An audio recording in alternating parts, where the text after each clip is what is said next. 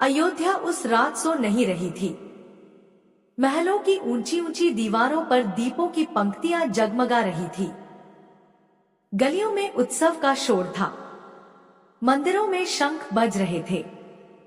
हर चेहरे पर प्रसन्नता थी, क्योंकि अगली सुबह महाराज दशरथ अपने ज्येष्ठ पुत्र राम का राज्याभिषेक करने वाले थे। वर्षों की प्रतीक्षा समाप्त होने वाली थी। ऐसा लग रहा था मानो स्वयं स्वर्ग अयोध्या पर उतर आया हो। लेकिन किसी को नहीं पता था कि उसी रात राजमहल की एक बंद दीवार के पीछे ऐसा रहस्य जन्म ले रहा था जो आने वाले हजारों वर्षों तक लोगों को सोचने पर मजबूर कर देगा। राजमहल के भीतर महारानी कैकेयी अपने कक्ष में बैठी थी। उनके चेहरे पर संतोष था। राम उनके प्रिय थे। वे राम को केवल सौतेला पुत्र नहीं, बल्कि अपने हृदय का अंश मानती थी। बचपन में राम सबसे अधिक समय उन्हीं के महल में बिताते थे। जब भी कोई उपहार मिलता, राम सबसे पहले कैकेयी के पास आते। जब भी कोई समस्या होती, राम उनकी सलाह लेते। ऐसे में राम का राजा बनना कैकेयी के लिए गर्व की बात थी।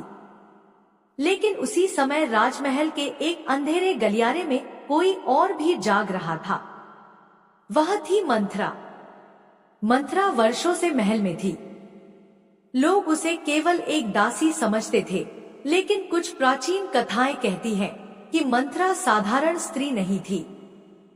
उसके पास ऐसी दृष्टि थी जो सामान्य मनुष्यों के पास नहीं होती। वह आने वाले समय की आहट सुन सकती थी।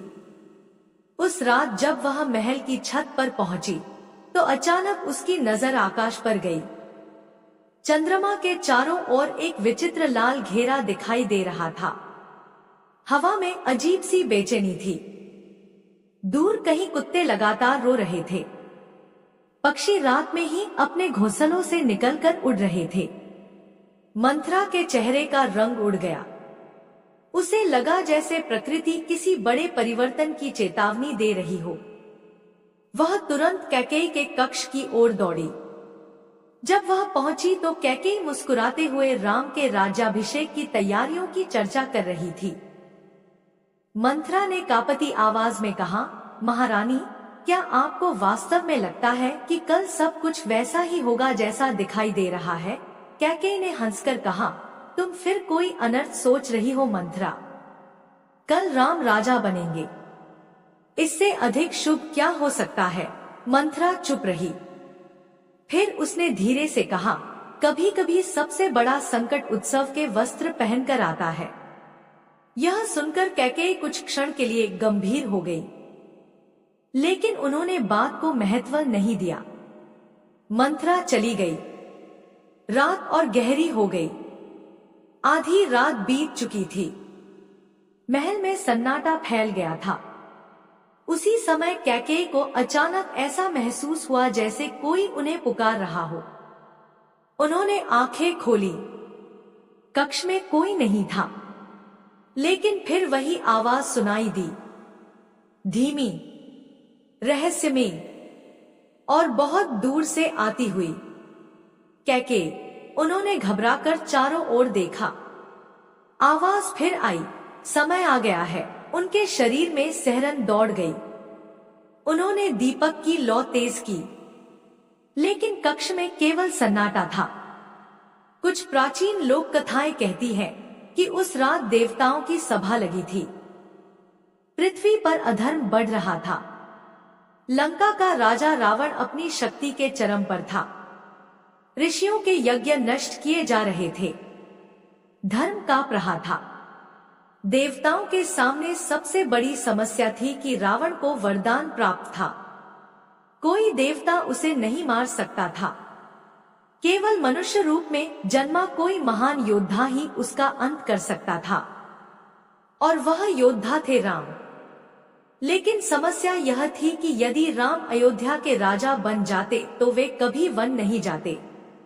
यदि वे वन नहीं जाते तो उनकी भेंट हनुमान से नहीं होती, सुग्रीव से मित्रता नहीं होती, सीता हरण नहीं होता, लंका पर आक्रमण नहीं होता, और रावण का अंत भी नहीं होता। यह केवल वनवास नहीं था, यह संपूर्ण ब्रह्मांड की योजना का पहला कदम था। कहा जाता है कि उसी समय देवर्षि नारद ने देवताओं से कहा, धर्म की स्थापना के लिए किसी को कलंक स्वीकार करना होगा। सभा में मौन छा गया, क्योंकि सभी जानते थे कि इसका अर्थ क्या है। किसी एक व्यक्ति को इतिहास का सबसे बड़ा दोष अपने ऊपर लेना पड़ेगा, किसी को खलनायक बनना पड़ेगा, और वह व्यक्ति बनने वाली थी कैकेयी। उधर पृथ्वी पर कैकेयी को नींद नहीं आ रही थी। वे महल की खिड़की से बाहर देख रही थी। अचानक उन्हें लगा जैसे समय थम गया हो। हवा रुक गई, दीपकों की लौ स्थिर हो गई और उनके सामने धुएं की तरह एक दृश्य उभरने लगा। उन्होंने देखा, घना जंगल, एक स्वर्ण मृग, सीता का हरण, वानरों की सेना, समुद्र पर पुल और अंत में एक विशाल युद्ध। रावण भूमि पर गिरा हुआ था। कैकेयी स्तब्ध रह गई। यह क्या था? स्वप्न, भ्रम या भविष्य की झलक? दृश्य समाप्त हो गया, लेकिन उनके मन में एक तूफान उठ चुका था। उसी समय मंथरा फिर उनके पास पहुंची। इस बार उसके चेहरे पर घबराहट नहीं थी, बल्कि एक विचित्र गंभीरता थी। उसने कहा, महारानी, क्या आपको वे 2 वरदान याद हैं जो महाराज दशरथ ने आपको दिए थे? कैकेयी चौंक गई। उन्हें वर्षों पुरानी घटना याद आ गई। देवासुर संग्राम, जब दशरथ का रथ टूट गया था, कैकेयी ने उन्हें युद्ध भूमि से बचाया था। तब प्रसन्न होकर दशरथ ने 2 वरदान देने का वचन दिया था। कैकेयी ने तब कुछ नहीं मांगा था। मंथरा बोली, वह समय आ गया है। कैकेयी ने कठोर स्वर में कहा, तुम क्या कहना चाहती हो? मंथरा बोली, यदि राम राजा बने तो भविष्य बदल जाएगा, लेकिन राम तो धर्म के प्रतीक हैं। हाँ, लेकिन धर्म की स्थापना के लिए उन्हें राज सिंहासन नहीं, वन का मार्ग चुनना होगा। कैकेयी स्तब्ध रह गई। उन्हें अपने स्वप्न के दृश्य याद आने लगे। उनका हृदय 2 भागों में बंट गया। एक और माँ का प्रेम था, दूसरी ओर भविष्य की भयावह झलक। उन्होंने पूरी रात करवटें बदली। वे बार बार सोचती रहीं, क्या यह सब सच है? क्या वास्तव में राम को वन जाना चाहिए? क्या मैं अपने प्रिय पुत्र को स्वयं अपने हाथों से दूर भेज दूं? और यदि यह सब केवल भ्रम हुआ तो? यदि मैं गलत हुई तो? यह निर्णय केवल एक परिवार का नहीं था, यह पूरे युग का निर्णय था। रात के अंतिम प्रहर में कैकेयी फिर उसी खिड़की के पास गई। आकाश में बादल छा चुके थे, बिजलियां चमक रही थी। उन्हें लगा जैसे कोई अदृश्य शक्ति उनसे कह रही हो, कभी कभी सबसे कठिन निर्णय ही सबसे आवश्यक होता है।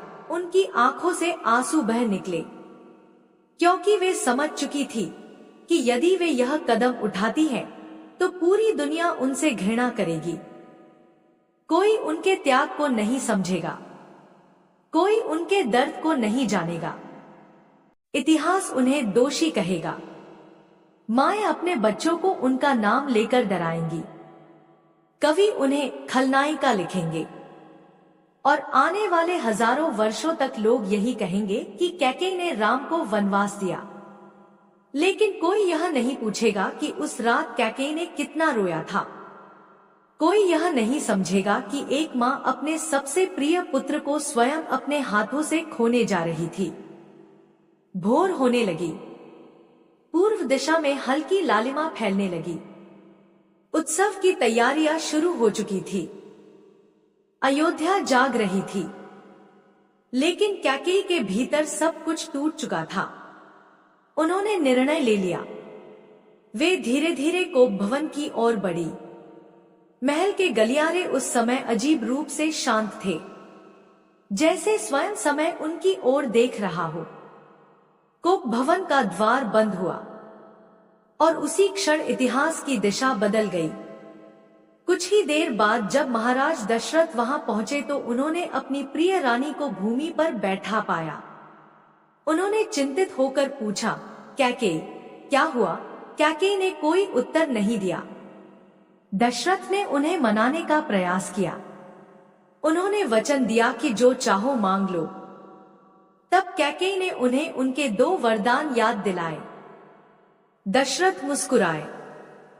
उन्हें लगा शायद कोई आभूषण, कोई राज्य या कोई सम्मान मांगा जाएगा, लेकिन अगले ही क्षण जो शब्द उनके कानों में पड़े, उन्होंने उनके जीवन की नींव हिला दी। पहला वरदान, भरत का राज्याभिषेक। दशरथ कुछ क्षण चुप रहे। यह कठिन था पर असंभव नहीं। लेकिन फिर दूसरा वरदान आया और उस एक वाक्य ने पूरी अयोध्या का भाग्य बदल दिया। दूसरा वरदान, राम 14 वर्ष के लिए वन जाए। दशरथ का चेहरा पीला पड़ गया। उनकी सांसें रुक गईं। उन्हें लगा जैसे किसी ने उनके हृदय पर प्रहार कर दिया हो। लेकिन कैकेयी के भीतर भी कुछ मर चुका था। उनका चेहरा कठोर था पर भीतर आंसुओं का समुद्र उमड़ रहा था। उन्हें पता था कि अब वापसी का कोई मार्ग नहीं है। बाहर अयोध्या में शंख बज रहे थे। लोग राम के राज्याभिषेक की तैयारी कर रहे थे। लेकिन राजमहल के भीतर एक ऐसा तूफान उठ चुका था जिसकी गूंज आने वाले हजारों वर्षों तक सुनाई देने वाली थी। दोस्तों, वीडियो में आगे बढ़ने से पहले आपसे अनुरोध है कि वीडियो को लाइक और चैनल भक्तिफ्लो 51 को भी सब्सक्राइब करते चले। दोस्तों, आपके एक सब्सक्राइब करने से आपका कुछ नहीं जाएगा, लेकिन आपके एक सब्सक्राइब से हमें ऐसी ही और वीडियो बनाने की प्रेरणा मिलती है।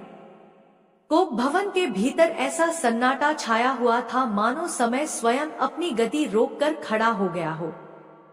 महाराज दशरथ के होंठ कांप रहे थे। उनकी आंखें अविश्वास से फैली हुई थी। वे बार बार कैकेयी को देख रहे थे, जैसे विश्वास ही न हो रहा हो कि यह वही स्त्री है जिसने कभी राम को अपनी गोद में खिलाया था, वही स्त्री जो राम के बिना एक दिन भी प्रसन्न नहीं रह पाती थी। उनके मन में एक ही प्रश्न बार बार उठ रहा था, यह सब अचानक कैसे हो गया? लेकिन कैकेयी के भीतर जो युद्ध चल रहा था उसे कोई नहीं देख पा रहा था। उनके चेहरे पर कठोरता थी, परंतु मन के भीतर वे हर क्षण टूट रही थी। उन्हें ऐसा लग रहा था जैसे कोई अदृश्य शक्ति उन्हें उस मार्ग पर चलने के लिए विवश कर रही हो, जिसे वे स्वयं भी नहीं चुनना चाहती थी। महाराज दशरथ ने कांपती आवाज में कहा, कैकेयी, तुम मजाक कर रही हो ना? राम ने तुम्हारा क्या बिगाड़ा है? तुम तो उसे भरत से भी अधिक प्रेम करती थी। कैकेयी की आंखों में एक पल के लिए नमी तैर गई, लेकिन अगले ही क्षण उन्होंने अपना चेहरा दूसरी ओर घुमा लिया। यदि उस समय उनकी आंखों में छिपा दर्द दशरथ देख लेते तो शायद सब बदल बदल जाता। दशरथ बार बार विनती करते रहे। वे कभी क्रोधित होते, कभी रो पड़ते, कभी कैकेयी के चरण पकड़ लेते, लेकिन कैकेयी मौन रही, क्योंकि अब वे जान चुकी थी कि यह केवल एक मां का निर्णय नहीं है, यह भाग्य का आदेश है। उसी समय महल के बाहर एक विचित्र घटना घटी। कुछ सैनिकों ने बताया कि अचानक राजमहल के ऊपर बैठे सैकड़ों पक्षी बिना किसी कारण के उड़ गए। आकाश में बादल घिर आए और कुछ क्षण के लिए सूर्य की किरणें भी धुंधली पड़ गईं। लोगों ने इसे साधारण घटना समझा, लेकिन महर्षि वशिष्ठ ने दूर खड़े होकर जब यह सब देखा तो उनके चेहरे पर गंभीरता छा गई। उन्हें ऐसा लगा जैसे प्रकृति स्वयं किसी बड़े परिवर्तन की तैयारी कर रही हो। उधर राम अपने कक्ष में थे। वे राज्याभिषेक की तैयारियों से अधिक अपने कर्तव्यों के बारे में सोच रहे थे। उनके लिए राजा बनना कोई सम्मान नहीं, बल्कि जिम्मेदारी थी। उसी समय सुमंत्र घबराए हुए वहां पहुंचे। उनका चेहरा पीला पड़ चुका था। उन्होंने धीमी आवाज में कहा, राजकुमार, महाराज आपको तुरंत बुला रहे हैं। राम मुस्कुराए, अभी चलता हूं। लेकिन जैसे ही वे सुमंत्र के साथ कोप भवन के निकट पहुंचे, उन्हें कुछ अजीब महसूस हुआ। महल के गलियारों में असामान्य सन्नाटा था। किसी के चेहरे पर प्रसन्नता नहीं थी। हर कोई डरा हुआ दिखाई दे रहा था। राम धीरे धीरे कोप भवन में प्रवेश कर गए। अंदर जो दृश्य उन्होंने देखा वह किसी रहस्य से कम नहीं था। महाराज दशरथ भूमि पर पड़े थे। उनकी आंखों से आंसू बह रहे थे और कैकेयी एक और बैठी थी। राम तुरंत पिता के पास पहुंचे। पिताश्री, क्या हुआ? लेकिन दशरथ कुछ बोल नहीं पाए। उनके होंठ कांपते रहे। तब कैकेयी ने स्वयं उत्तर दिया। उनकी आवाज कठोर थी। राम, तुम्हारे पिता ने मुझे 2 वरदान दिए थे। राम शांत भाव से सुनते रहे। मैंने भरत के लिए राज्य और तुम्हारे लिए 14 वर्ष का वनवास मांगा है। संपूर्ण कक्ष में सन्नाटा छा गया। सुमंत्र स्तब्ध रह गए। दशरथ रो पड़े। लेकिन राम के चेहरे पर कोई परिवर्तन नहीं आया, मानो वे पहले से ही सब कुछ जानते हों। उन्होंने कुछ क्षण तक कैकेयी को देखा, फिर धीरे से मुस्कुराए। बस इतनी सी बात, यह सुनकर सभी चौंक गए। राम ने आगे कहा, यदि माता की इच्छा यही है तो मैं आज ही वन चला जाऊंगा। कैकेयी का हृदय कांप उठा। उन्होंने सोचा था कि शायद राम विरोध करेंगे, शायद प्रश्न पूछेंगे, शायद उन्हें दोष देंगे। लेकिन राम के चेहरे पर केवल शांति थी। ऐसी शांति जिसे देखकर स्वयं कैकेयी की आंखें भर आईं। उस क्षण उन्हें ऐसा लगा जैसे राम सब कुछ समझ चुके हैं, जैसे वे उस रहस्य को जानते हैं जो अभी संसार से छिपा हुआ है। राम ने कैकेयी के चरण स्पर्श किए। माता, आपका आदेश मेरे लिए सर्वोपरि है। कैकेयी के भीतर जैसे कोई दीवार टूट गई, लेकिन उन्होंने स्वयं को संभाल लिया। राम वहां से निकल गए। जैसे ही वे बाहर आए, उन्हें महर्षि वशिष्ठ दिखाई दिए। कुछ क्षण के लिए दोनों की दृष्टि मिली और उसी क्षण एक रहस्यमयी मौन संवाद हुआ। वशिष्ठ के चेहरे पर चिंता थी, राम के चेहरे पर स्वीकार, मानो दोनों बिना शब्दों के एक दूसरे को समझ रहे हों। उस रात महर्षि वशिष्ठ सो नहीं सके। वे अपने आश्रम में बैठे ध्यान कर रहे थे। अचानक उनकी चेतना किसी दूरस्थ लोक में पहुंच गई। उन्होंने एक विशाल सभा देखी। असंख्य दिव्य प्रकाश, देवताओं का समूह और उनके मध्य खड़े नारद। नारद कह रहे थे, समय निकट है, पहला चरण पूरा हो चुका है। वशिष्ठ चौंक कर ध्यान से बाहर आ गए। उनका हृदय तेजी से धड़कने लगा। क्या वास्तव में यह सब केवल मानवीय घटनाएं नहीं थी? क्या इसके पीछे कोई दिव्य योजना कार्य कर रही थी? अगले दिन पूरी अयोध्या में यह समाचार फैल गया। लोग विश्वास नहीं कर पा रहे थे। हर गली में केवल एक ही चर्चा थी, कैकेयी ने राम को वनवास दे दिया, कैकेयी ने विश्वासघात किया, कैकेयी ने अयोध्या को बर्बाद कर दिया। लोगों के मन में क्रोध बढ़ने लगा। लेकिन किसी को यह नहीं पता था कि उसी समय कैकेयी अपने कक्ष में अकेली बैठी रो रही थी।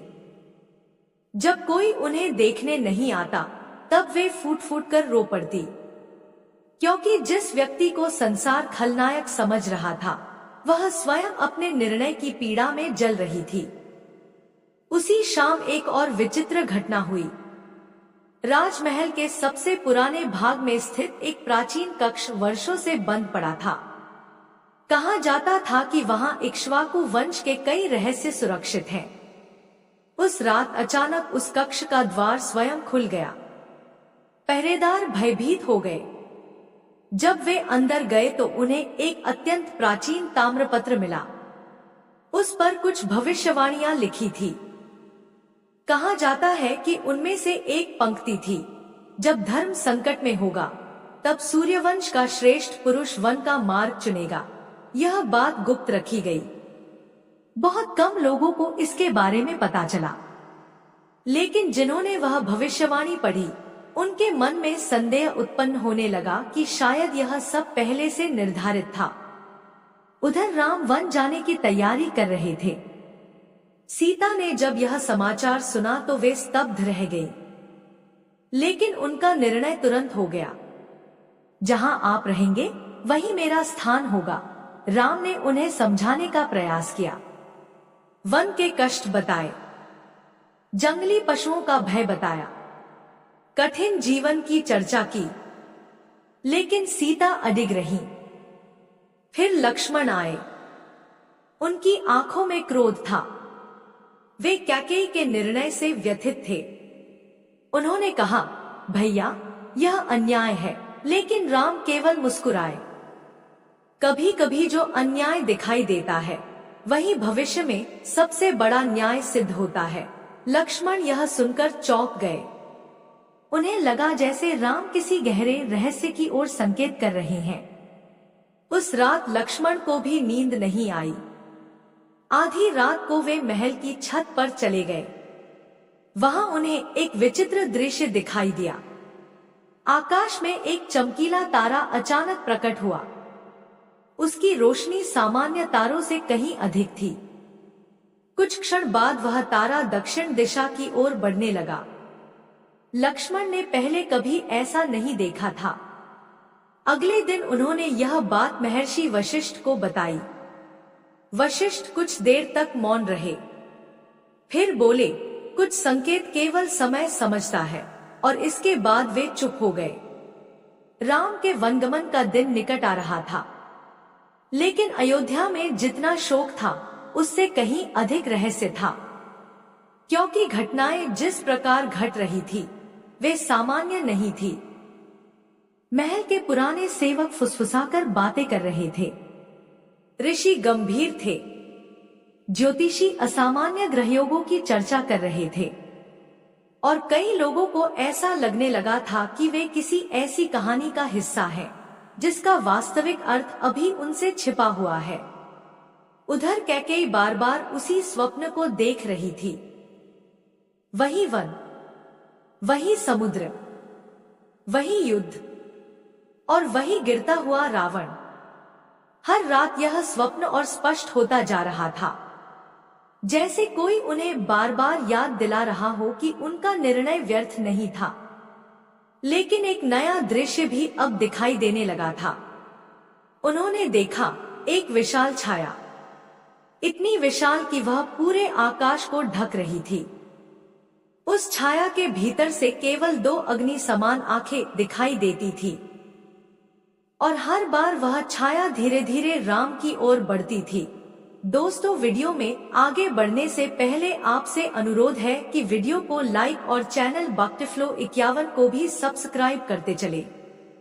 दोस्तों, आपके एक सब्सक्राइब करने से आपका कुछ नहीं जाएगा, लेकिन आपके एक सब्सक्राइब से हमें ऐसी ही और वीडियो बनाने की प्रेरणा मिलती है। उस छाया की अग्नि जैसी आंखें हर रात कैकेयी का पीछा करती थी।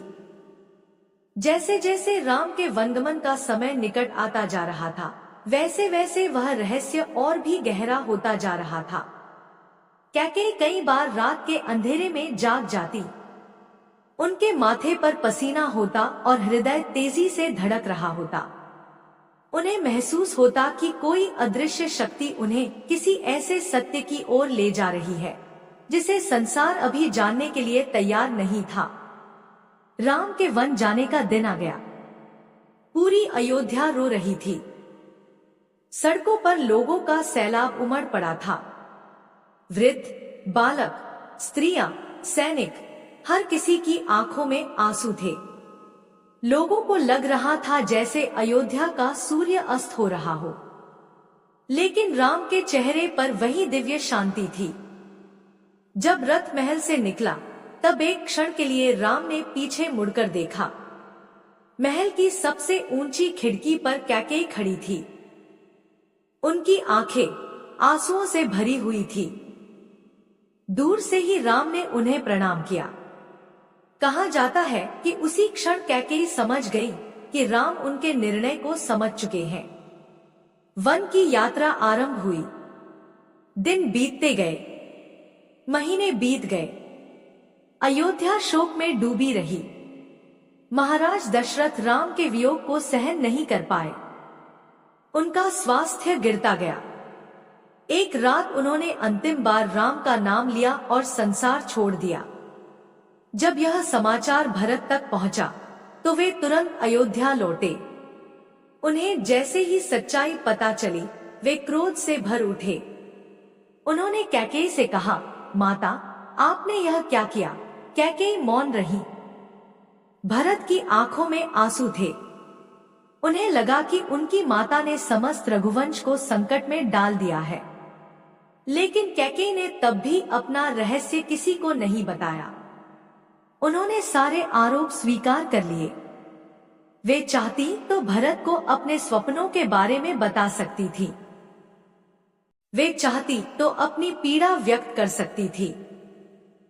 लेकिन उन्होंने ऐसा नहीं किया, क्योंकि उन्हें विश्वास था कि समय स्वयं सत्य को प्रकट करेगा। उधर वन में राम, सीता और लक्ष्मण आगे बढ़ते रहे। जंगलों की गहराइयों में उन्हें अनेक ऋषि मिले। कई ऋषियों ने राम को देखकर कहा, हम आपकी प्रतीक्षा कर रहे थे। यह सुनकर लक्ष्मण को आश्चर्य होता, क्योंकि ऐसा लगता था मानो वर्षों पहले से लोगों को पता था कि राम वन में आने वाले हैं। धीरे धीरे राम का मार्ग उन्हें उन घटनाओं की ओर ले जा रहा था जिनका संकेत कैकेयी ने अपने रहस्यमय स्वप्नों में देखा था। फिर वह दिन आया जब स्वर्ण मृग दिखाई दिया। फिर सीता का हरण हुआ। फिर जटायु का बलिदान हुआ। और फिर राम की भेंट हनुमान से हुई। हर घटना मानो किसी अदृश्य योजना के अनुसार घट रही थी। जब राम ने हनुमान को पहली बार देखा तो उनके चेहरे पर हल्की मुस्कान आई, मानो वे जानते हो कि यह मिलन साधारण नहीं है। इसके बाद सुग्रीव से मित्रता हुई। वानर सेना तैयार हुई। समुद्र तट पर पहुंचकर राम ने लंका की ओर देखा। उसी समय दूर अयोध्या में कैकेयी को फिर वही स्वप्न आया, लेकिन इस बार स्वप्न पहले से अधिक स्पष्ट था। उन्होंने देखा कि समुद्र पर एक पुल बन रहा है। हजारों वानर पत्थर ला रहे हैं और आकाश से दिव्य प्रकाश बरस रहा है। अब उन्हें पूरा विश्वास हो गया था कि उनका निर्णय केवल एक पारिवारिक घटना नहीं था, वह धर्म और अधर्म के अंतिम संघर्ष की शुरुआत थी। फिर वह महान युद्ध आरंभ हुआ। लंका की धरती कांप उठी। रावण की सेना और राम की सेना आमने सामने थी। युद्ध कई दिनों तक चला।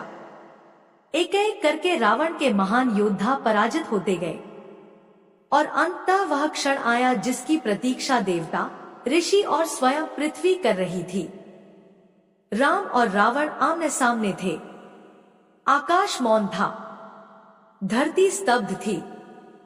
जब राम का दिव्य बाण रावण के हृदय में जाकर लगा, तब एक युग समाप्त हो गया। रावण भूमि पर गिर पड़ा। उसी क्षण कहा जाता है कि देवताओं ने आकाश से पुष्पवर्षा की। अधर्म का अंत हो चुका था। और उसी समय दूर अयोध्या में कैकेयी के वर्षों पुराने स्वप्न का अंतिम दृश्य पूरा हो गया। उन्होंने वही दृश्य देखा। रावण गिर रहा है, अंधकार समाप्त हो रहा है और क्षितिज पर प्रकाश फैल रहा है। अब उन्हें समझ आ गया कि उस रात उन्होंने जो देखा था वह केवल स्वप्न नहीं था, वह भविष्य था। कुछ समय बाद राम, सीता और लक्ष्मण अयोध्या लौटे।